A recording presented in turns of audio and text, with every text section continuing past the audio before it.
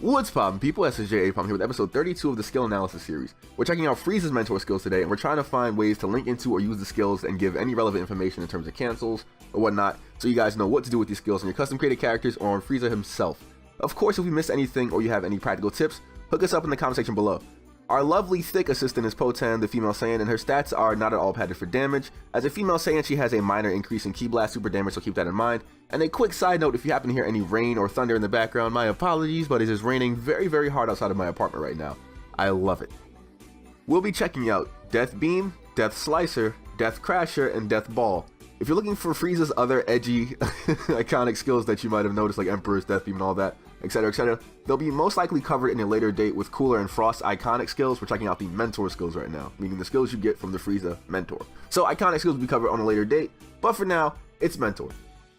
Death Beam is a Ki Blast super with an advanced mechanic that lets you activate it 3 times per bar of Ki. The first beam travels the farthest, and the other 2 will tag your opponent only if they're in a shorter range. It's pretty much like a mid-range beam that you can use to kind of keep pressuring your opponent or shut them up if they keep acting out of pocket, you know?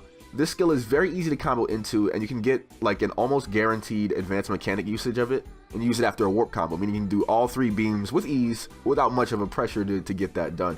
You can also use it as a reset by just throwing 1 death beam out in the mid combo and then restarting your combo. You want to find out which string lets you do it and continue the combo string, and as well keep the combo counter up so you know what's like a reset and what isn't. Of course, if it doesn't keep the combo string going but you still have the opponent kind of getting stun looped or whatever, you are doing a reset, but they'll be able to block it at some point, you know. I'm pretty sure Death Beam used to be able to hit confirm into a stamina break thanks to the hit stun, but you should know that still you can kind of step cancel or dash cancel after the beam hits your opponent to keep going your combos or things on that nature. I'm not sure if you can still stamina break after it. I'm 100% like, but hey, it's still a thing. The first Death Beam does the lowest tick of damage, and as you do more, you build up damage with each like advanced mechanic usage. So by the time you hit the 3rd hit, you're hitting for about 900, I believe, on a female Saiyan with no investment, which is actually pretty good. This means it does a little upwards of, I want to say, 2,000 damage altogether when you get the full thing done, which is a great extension actually after a warp combo, because you'll do about, I don't know, 3,000 or so, give or take, which is like a 1/3 of a health bar, give or take. So it's pretty good as an extension in warp combos. Keep in mind that your opponent can snap vanish after the beam hits them because it behaves kind of like a strike. So the closer you are, the less you want to like be risky with your resets and all that. I still say this is a very good move for like a Ki Blaster, and even Cooler and Frieza get to do some neat stuff with it because they do have some warps in their combos as well. That was loud. I hope that didn't get picked up by the mic. See what else you can do with it though, and let me know in the comment section what kind of little neat tidbits you have for Death Beam. Death Slicer is a Ki Blast super that creates a homing disc of energy that has an advanced mechanic. Activating the skill again while your character is in the throwing pose will cause your character to call the disc back towards themselves, so the thing kind of loops behind and hits your opponent in the back. This skill does do some pretty nice damage and can even combo into its advanced mechanic right after a stamina break, which is, it looks stylish as hell first and foremost. It looks really nice.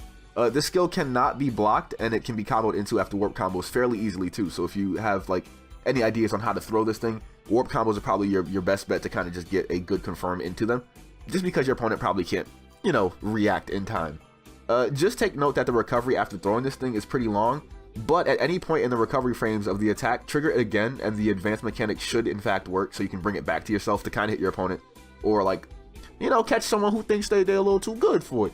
The slicer will also return to you if it hits the terrain, so that's something to keep in mind. It's a lot like Side Bridge, I believe, on Android 17, where it hits the ground or like terrain and then shoots back, which is really, really good because your opponent might think that you kind of botched it, but you just hit him with like a quick little comeback thing. So it's really cool. It definitely has more homing than the Destructo disc, so that's automatically a plus for it. Try it out and let me know what you think though. I think on a character using like pink energy or like dark themes, this is a really good one to have just for the sake of the advanced mechanic and how stylish you can get after a stamina break. I definitely approve of this one. Death Crasher is a chargeable tackle that will increase the damage output and distance traveled the longer you hold the button down.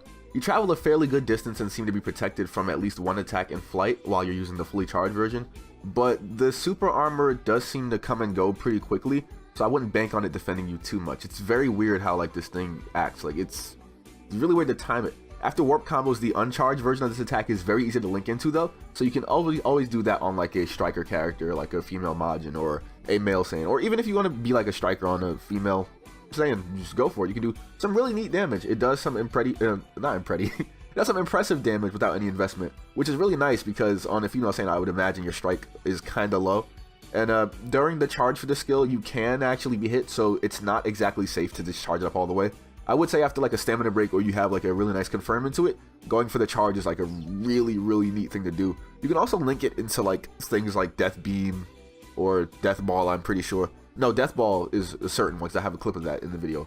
I'm more than 95% sure it's in there. But it does do decent guard pressure, but it automatically, it does not automatically break stamina when it's fully charged. So that actually surprised me when I like look back at it. But it's still a pretty nice move visually, and it brings me back to the Goku versus Frieza fight from all those years ago when he did it to kind of clash with the Kamehameha. I'm pretty sure it's hey, we know where it's from, Papa. We know where it's from.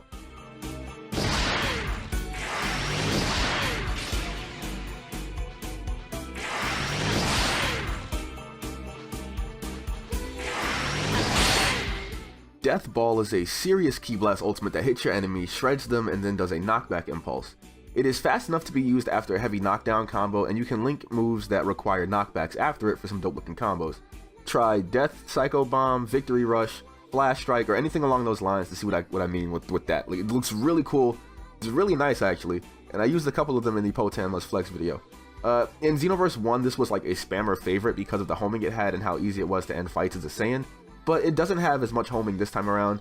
It's still pretty nice, and I can imagine it being used on like dark or like evil energy themed characters. It's easy to combo into for free with heavy knockdowns, but like all other ultimates, if you don't want to risk it, go for a stamina break and let this one finish off your opponent in like a punish or something like that. It does do some pretty good damage though, I will say that. It's really nice. I like this one. I like this one. That of course wraps up the basic things on Frieza's mentor skills. If you have any practical info, share them down below in the comment section. Frieza himself seems to have a few unvanishable strings, and that kind of made the fight a little bit weird, but it was neat to watch. I learned a couple of things. If you haven't, check out the other videos we have on the channel though. We have skill breakdowns much like this one for other mentors, combo references and notations for all playable custom races and cast characters, extensive stamina break combo videos, and general tips to bring you guys above average in terms of skill level. Cell and Gold tanks were requested, so you'll be seeing them up next. And I gotta ask you, personally, you, the person watching this video, is there a mentor or iconic character skills you personally like for me to cover? Let me know in the comment section below.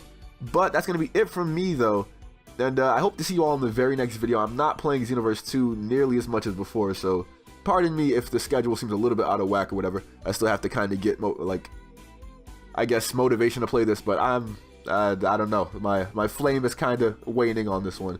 But I'll be seeing you all in the very next video. Take care of yourselves, enjoy the twerking and all that fine dandy stuff. See you guys next time. Get up here!